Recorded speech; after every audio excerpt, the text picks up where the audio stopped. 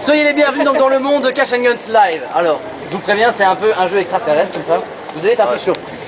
Sachez d'abord que vous êtes tous des cambrioleurs, d'accord?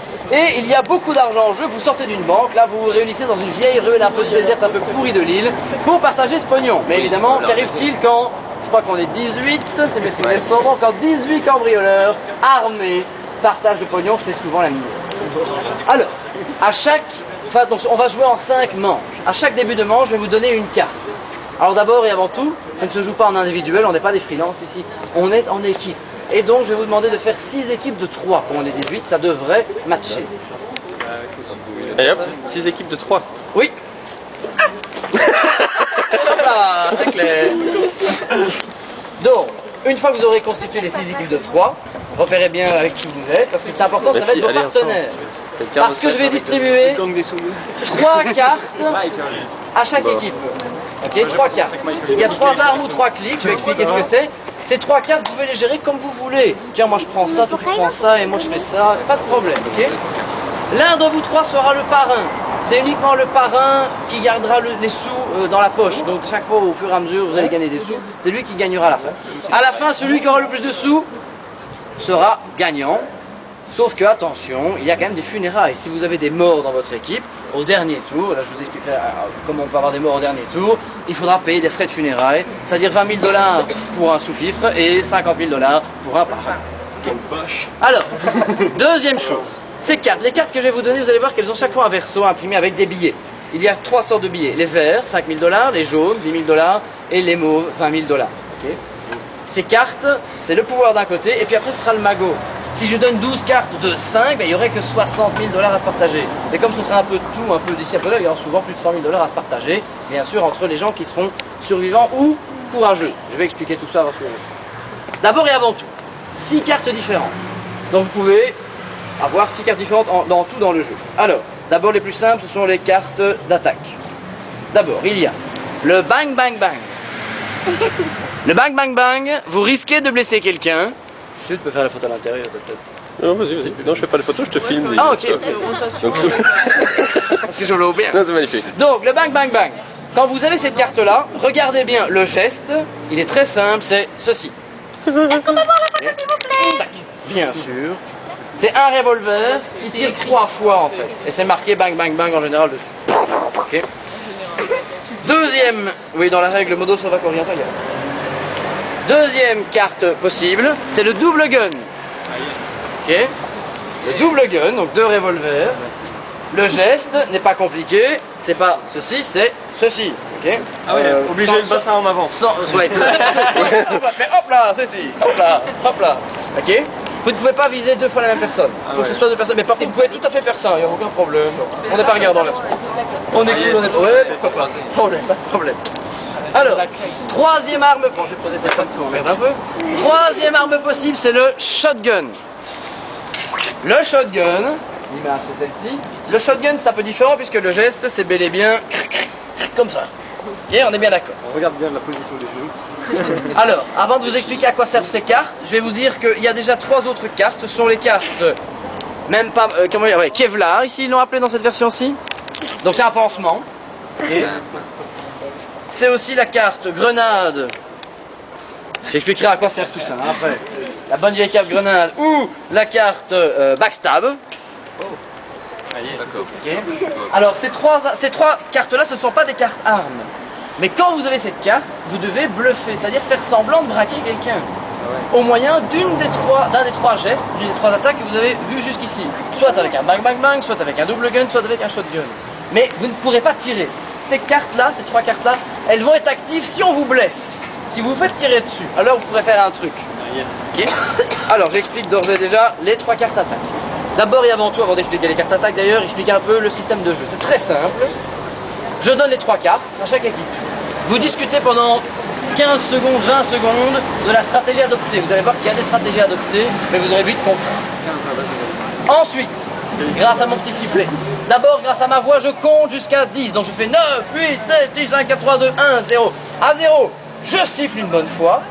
À ce moment-là, vous braquez quelqu'un. Comme ça, ou comme ça, mais vous braquez quelqu'un avec vos doigts. Ok ? Bien entendu, ça va se jouer dans la petite ruelle, donc peut-être il y aura quelqu'un là-bas, quelqu'un là-bas. Alors vous allez vous retrouver comme ça, mais en fait monsieur me vise, mais aussi mademoiselle, et en fait là-bas aussi derrière, j'avais pas vu qu'en fait il me vise aussi avec un shotgun. En tout cas, je crois que c'est un shotgun, mais peut-être pas. Okay. Deuxième, je recompte, mais là je compte jusqu'à 3. À 3, je siffle, ou pas, selon les trucs, mais enfin à 3, ceux qui veulent rester. Parce que, non, on écrit Banzai, on préfère Banzai pour l'instant, on est dans la phase Banzai. Donc c'est, on gueule mais un vrai Banzai, je veux l'entendre jusqu'à l'autre bout de la place. Hein. À l'intérieur, ils doivent m'entendre, hein, sinon ça marche pas. Okay. Donc un Banzai qui claque comme un drapeau au vent. Ceux qui pensent qu'ils ont vraiment trop de flingues braqués sur eux, que c'est vraiment trop dangereux, ne crient pas Banzai, ils lèvent les bras comme ça, et ils quittent la zone du jeu, comme ça. Et tout le monde, il a honte, et il doit avoir honte. Il doit sentir la honte peser sur son échine. D'accord? Alors, la personne qui quitte le jeu ira dans une zone que je montrerai qui sera la zone des honteux, la zone de la honte. Okay. Ceux qui ont crié Banzai, ils restent. Et donc, on résout les actions. D'accord? Alors, si par exemple, monsieur me braque, d'abord et avant tout, je vais appeler les bang bang bang. Si monsieur me braque avec un bang bang bang, il va me blesser. Qu'est-ce qui se passe dans ces cas-là? Je mets une main sur le cœur. Et si j'avais une arme, ben je la pose. Je peux pas tirer, j'ai un bang bang bang dans l'épaule, c'est terrifiant, je peux plus tenir mon flingue. Okay? Ensuite, je vais appeler les double guns. Ceux qui ont vraiment une carte double gun, ben vont tirer, bing là, bing là. Chaque fois que vous vous faites blesser, vous mettez une première main sur le cœur.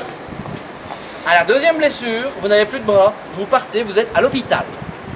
Okay? Vous allez passer le prochain tour, ça joue en 5 tours. Ensuite, enfin, je règle les shotguns. Alors, il faut savoir quand même, le shotgun, c'est quand même une arme un peu spéciale. Si je me fais toucher par un shotgun, donc monsieur me tire sur un shotgun, je dois reculer d'un pas en écartant les bras, et tous les gens que je touche sont blessés avec moi. C'est l'effet shotgun. Okay? C'est de la mitraille, c'est comme ça. Alors, outre les armes, je vous disais donc qu'il y avait des clics. Ces clics ne servent... Bon, imaginez que j'ai le clic backstab. Mais j'ai fait semblant de rire, j'ai fait... Oh, en fait, j'avais pas vraiment d'armes. Mais monsieur ici, il me blesse. Eh bien, grâce à mon backstab, je peux, regardez bien le geste, faire un pas en gardant un pied collé, dans le sens ou dans l'autre, un pas, et si je parviens à toucher le dos de quelqu'un, il a une blessure aussi. Parce qu'avant de mourir, backstab. Ah oui, pour n'importe qui, en passant. Pas de problème. Le pansement c'est tranquille. Une blessure, ça compte pas. Enfin, j'ai une blessure, même pas mal. Alors, si j'ai 3 bangs, évidemment, c'est dangereux, mais hop, même pas mal, je suis tranquille. Et enfin, la grenade, mon préféré. La grenade, ça ne marche que si je suis blessé. Si je suis pas blessé, hop, prends la carte. Mais si je suis blessé, j'avais une grenade en main, mais cette grenade, elle tombe. Qu'est-ce qui se passe dans ces cas-là? Eh bien, regardez bien. Je peux faire un bond, pied joint, ou un tour de chaise roulante, un tour de roue de chaise roulante. Ça date. Et dans ces cas-là, je fais mon bond, j'écarte les bras et je tourne sur moi-même. Et tous les gens que je touche, boum, ils partent avec moi. D'accord? Alors méfiez-vous. Le shotgun, il tue automatiquement. Il donne 2 blessures d'un coup. Donc si quelqu'un vous braque avec un shotgun, s'il a vraiment un shotgun en main, vous allez devoir quitter le jeu. Okay? Dans ces cas-là, une fois qu'on a résolu ceux qui sont couchés de honte et ceux qui ont été blessés, donc 2 fois, et qui sont sortis. Si vous n'avez qu'une seule blessure, c'est bon. 2 blessures, vous sortez du jeu. Il n'y a pas d'éliminer. Moi, je reprends toutes les cartes que j'ai données. Donc j'en ai donné, grosso modo, si on est 18, et il en restera 3, parce que j'en garde 28, enfin c'est pas 28, j'en aurai déjà 3 de Mago, et les 18, je les reprends.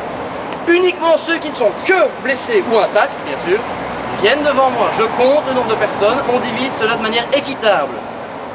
Avec ce qu'on peut, il reste souvent de la monnaie je la garde, elle sera chaque fois posée au tour suivant. D'accord? Les blessés vont perdre le prochain tour. Prochain tour, ils sont à l'hôpital, ils récupèrent un petit peu, mais ils vont revenir. Donc ceux qui étaient doublement blessés, qui avaient quitté le jeu. Les blessés simples, avec une seule blessure, c'est bon, ça guérit entre les 2 tours, pas de problème. Okay. Les honteux reviennent à la fin, vont jouer la manche suivante, mais pas sous les applaudissements de personne, on est bien d'accord. Il n'y a pas d'éliminer par 3 blessures ici. Non, c'est 2. Juste, on perd un tour de temps en temps. Voilà, c'est ça. Voilà. La grenade, c'est une blessure. La grenade, c'est... Non, c'est la mort. C'est la mort. Et les frais de funérailles, alors, ça revient quand on perd un tour. La grenade, regardez bien, juste... Oui, c'est les frais de funérailles, c'est à la fin du jeu, c'est une pénalité au jeu. Pourquoi? Parce que quand on se fait tuer à la 4e manche, on passera à la 5e manche à se reposer mais on ne sera pas mort. Mais si on se fait tuer à la 5e manche, la dernière manche, là ça compte et c'est là où on paye. C'est là où on paye. Comme on n'a pas de manche à main. Alors regardez bien, normalement, la grenade, si je saute avec une grenade et qu'elle saute avec moi, elle est blessée, elle avait un backstab, ça ne marche pas. Elle n'a pas le temps, elle se fait exploser. Elle avait un Kevlar, ça ne marche pas. Le Kevlar contre les grenades, c'est pas terrible. Et puis, normalement, dans le jeu, on vous propose, soit il n'y a pas de chaîne de cascade, soit il y a des chaînes de cascade. On est 18, il est évident qu'il y aura des chaînes de cascade. Si je fais exploser madame avec ma grenade, madame elle-même tourne sur elle-même, et etc. Bien sûr, on va jouer. Oui, bah oui.